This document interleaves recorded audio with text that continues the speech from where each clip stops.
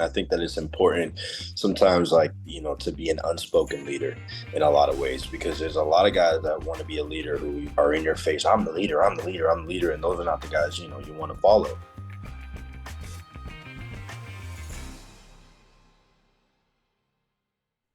To start, man, in thinking about chatting with you, I would like to just sort of talk about the current generation of NXT as a whole, because I think we're in such an interesting place right now where, years ago, it sort of felt like there was sort of a pretty predictable trajectory, right? You like win the NXT title, you defend it a couple times, you lose it, main roster call up. And that's really not the case anymore. I'm curious how you feel about that. And if sort of like being in NXT and sort of staying there and being there and sort of making this generation and this era what it is, how rewarding that has been for you and how you feel about sort of this new era that we're in where guys and girls are staying in NXT for longer than they used to.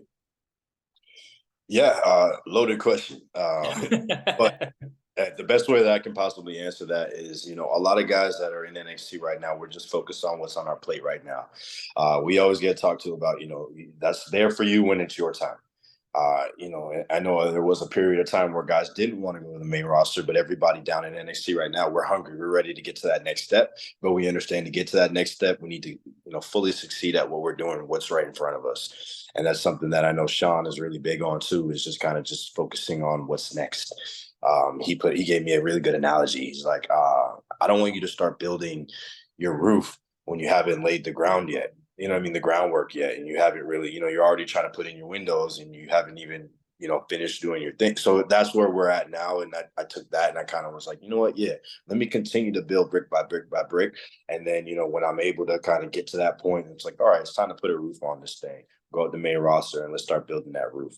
Okay, so when he's talking about the roof, what exactly do you interpret that as meaning? Is that in ring? Is that mic stuff? Is that everything? How do you interpret that?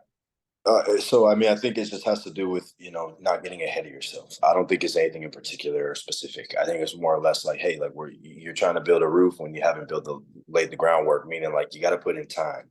I mean, we're talking about somebody who's 40 years in the business, Shawn Michaels. So I mean, Yeah. there's a lot of time that he understands, like, hey, you guys want to be on WrestleMania tomorrow, you know what I mean, but you know what it takes to get to that WrestleMania. You have to do this and that for that to come. So I think a lot of us here in NXT, the whole, oh, win the title and you go up and just so like traditional and routine. It's not like that anymore, because there's a lot more groundwork that needs to be laid to be prepared to go to that main roster step right there. How often are those conversations happening though between you and Sean or you and whoever about it? Because it has to be this like carrot, right? That's kind of dangling for all of you, this idea of the call up. How often are you having those conversations? Is it something that sort of like is at the front of your brain, or is it something that every once in a while you think about, but you kind of try and push it away? I mean, we've had the conversation where it was like, hey, look, I'm going to focus on exactly what's in front of me right now. He knows, what I mean? He knows, like, he hears the people talking. He knows, like, what the fans want. Every time I'm in a match, it's like, oh, if Melo loses, he's getting called up. And I Yeah. think he just wants to reassure me that, hey, just make sure you're focusing on what's in front of you. And that's there for you. But, as of right now, your duties are here in NXT. So that's kind of the way at least I can speak for myself. I Sure. try not, there's a carrot in a way, but the carrot is mine when I want to grab it. And when I'm ready to grab it, and Sean's, we're, how that works. So Sure. Yeah. So, I mean, for a guy who has been there for a minute, you've seen people come and go. I imagine that on the other side of this, it has to be pretty rewarding to be where you are now. I mean, this idea of like sort of a locker room leader has become sort of like a hot button issue in pro wrestling. I mean, I won't name any names, but how seriously do you take that job as a mentor, as somebody in the locker room? Is that something that you kind of covet? absolutely. And I think that it's important sometimes, like, to be an unspoken leader in a lot of ways, because there's a lot of guys that want to be a leader who are in your face. I'm the leader, I'm the leader, I'm the leader. And those are not the guys, you want to follow. I truly believe in that, that if you're a leader, I want to follow you into war. And that's kind of how I carry myself, just be kind to everybody and try to help everybody and elevate everybody along with me. I want everybody under me to be able to experience what I've got to experience. I truly, truly do. There's no gatekeeping on my end. Like, hey, however I can help you get to this level, Yeah. please, like, come up and get to this level. Cause I mean, that only just makes competition better. And that sets me up, to get out and to move forward. Yeah. Yeah. Well, it's funny because like all this talk of like main roster, whatever, like the lines have never been more blurred, right? And that's so fun. I mean, this era of NXT is so great. Obviously, we have Becky coming and winning the women's title. Like this idea of like sort of like NXT being a step below is like never been less true, right? It's like it's everything. It's a melting pot. I'm curious when somebody like Becky comes into NXT and wins the belt, let's say things go well next weekend for you against Ilya, is there anybody on the main roster who you sort of have your eye on who you'd like to say, hey, come to NXT? No, I think they can stay where they're at. And I say that a lot. A lot of times people be like, man, who would you want to come down to NXT? I don't want anybody to come down to NXT. I'm ready to go and challenge you on your, home turf. I mean, this is mine. This is my, I hold it down here. This is my thing. I got it right now. I mean, I respect all those guys coming down and coming to NXT. It only brings some more eyes for us. But we're building what we're building down here. There's more for us up there, but a lot of those guys can wait. And when the time is right, I'll come up and I'll see them there. Do you have like a timeline in your head for how you would like that to play out? I know it's all so unpredictable. It's probably a fool's errand to even think about, but in your head, you have like hey, like Royal Rumble next year, WrestleMania next year, Survivor Series, SummerSlam next year. I want to be on that card at that point. Do you have any sort of timeline like that in your head? So I stopped holding a timeline when I realized that my timeline wasn't what I thought it was. Because of course, you know what I mean? Like when I shoot, man, I remember being like 6 months in, like, man, I can't wait. Next year, LA, I'll be at WrestleMania. Yeah, right. you Of know, course. or I'm going to be in the Royal Rumble this year. Okay, not this year, next year. Okay, not this year then. You know what I mean? So Yeah, I I've learned to just kind of be like, you know what? I'm gonna just ride it out. I'm just see because I know it's destined for me. You know what I mean? I'm not. There's no sure. question. I know those big moments and those big matches and opportunities are going to be there for me.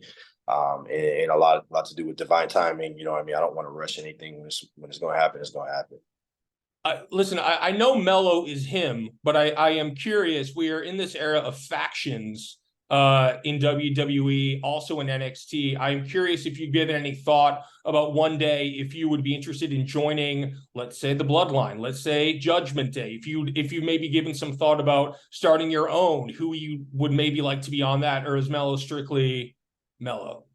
I mean, it's a different conversation when I'm not NXT champ. You know what I mean? As NXT champion right now, like I need to focus on my duties of being the champion.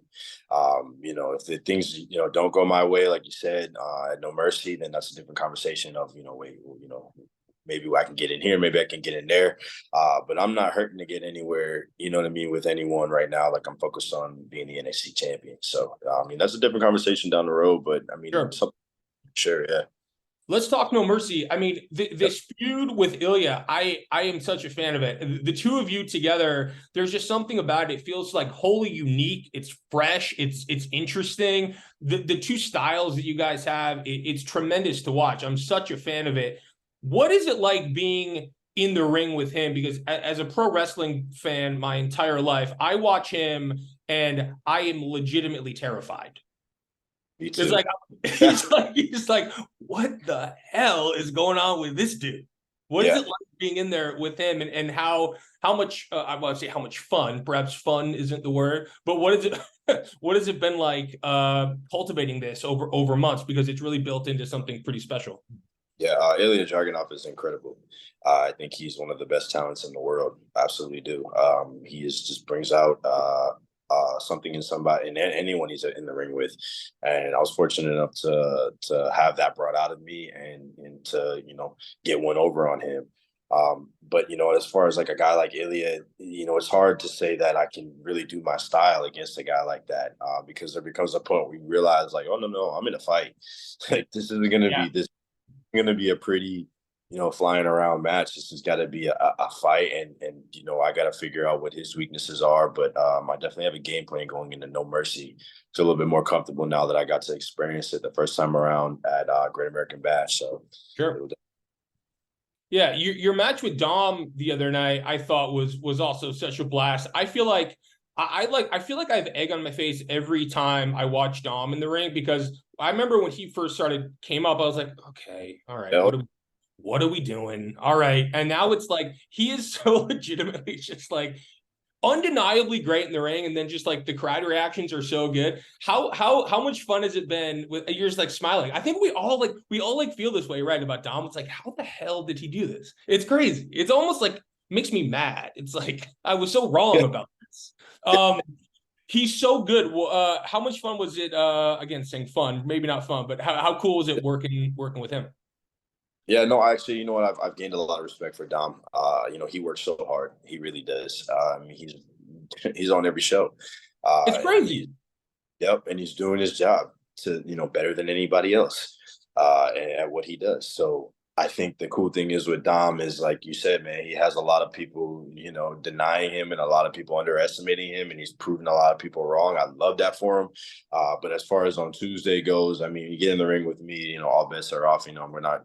I'm not gonna be the same sort of respect, but because he is kind of a he is a little bit of a it's hard way to explain the word for Dom, but but I do have respect for him after everything, what I mean, and he's another one. You're right, like he does get underestimated a lot, but he is Yeah. actually really solid in the ring.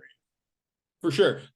Before I let you go, I don't have to tell you that today's been a bit of a tricky day around the wrestling community. I'm just curious, your vibe on a day like today. What is it like? What does it feel like? How are you feeling? And what is it like on a day where unfortunately, a lot of your colleagues are unfortunately let go? What is the vibe like today?